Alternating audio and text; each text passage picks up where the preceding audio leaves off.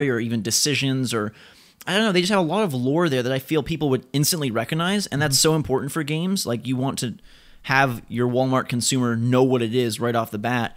I don't know, it's very weird, and it kind of makes me think of Borderlands, the pre-sequel, which if I saw that name in a store, I would be totally confused and probably not buy it. I suppose it's called Borderlands 2 Oh, that's really weird. I don't know. It's more of people have been comparing it to Batman Origins, as in it's almost like a step-in game before we see the Borderlands 3 next-gen version. It just feels like a stepping stone more than a next game, if that makes any sense. Yeah, it's totally a cash-in because they've got a different developer. It's 2K Australia. It's supposed to be in between Borderlands 1 and 2. It's only last gen, so it's only 360, PS3, PC.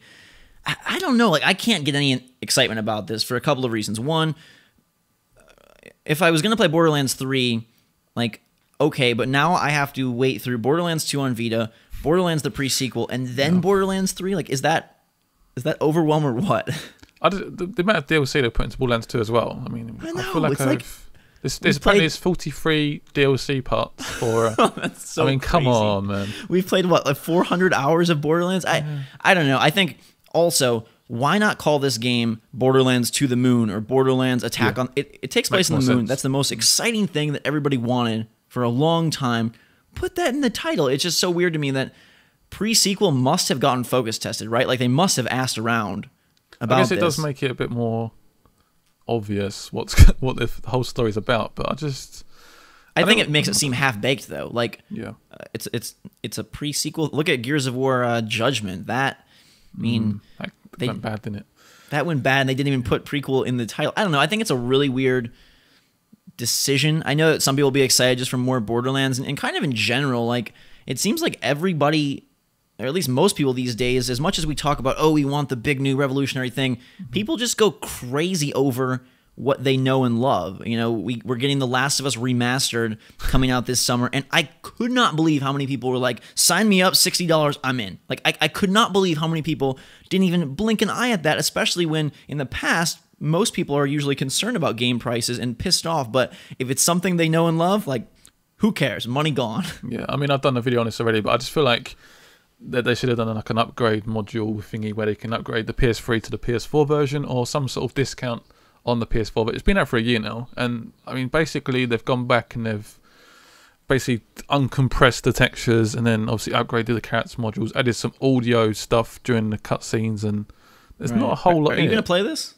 Yes, you are. Yeah, and see, I am too. So I can't really complain too much. Sort of right, but it's not a remake. There's no new gameplay. There is no new engine. It's the same engine. It's just up-resed and enhanced. So I think they've been clear about it by saying remastered, but I fear like a lot of people think, this is like a remade next-gen Last of Us, and nothing like that at all. It's not like a Halo anniversary or... No. It's going to look a little prettier. It will not match up to other...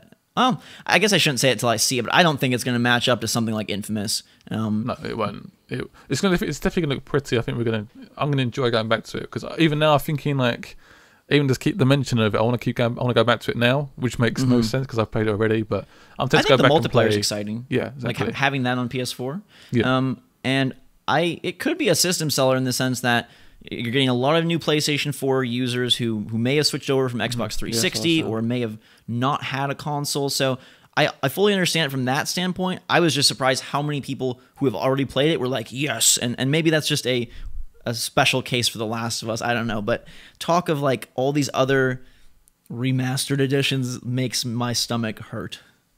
I don't know. I'm still weirdly excited about it. I am going to get it, and I'm probably going to play it all the way through again. I've tempted to do it on like hard or something, and just give myself a challenge and just enjoy the slightly upgraded visuals. But again, I'm going to buy it, so I can't really criticize anyone for wanting to buy it, because it was such a special game. But I think it's more of a cash in for, they see that the PS4 sold well, and they perhaps think like you said, Xbox 360 people might have skipped the PS3. It kind of makes the strategy of their release seem really smart. And I was thinking about this last night, like, one person made an interesting comment, and I forget who it was, but saying, why didn't they just delay Last of Us for PlayStation 4 and have it be the system seller for the new system? But it almost is smarter this way, where you have this incredible title released right at the end of PS3. So people are like thinking about Sony, oh, maybe I want to get a PS3 to play it. Then you put out your PS4, it does really well, and then you release The Last of Us on PS4. So now people who have, right, so people who've heard about it were already interested. Then maybe they switch over to PS4, and now they're going to buy it. And like, honestly, I feel like this could sell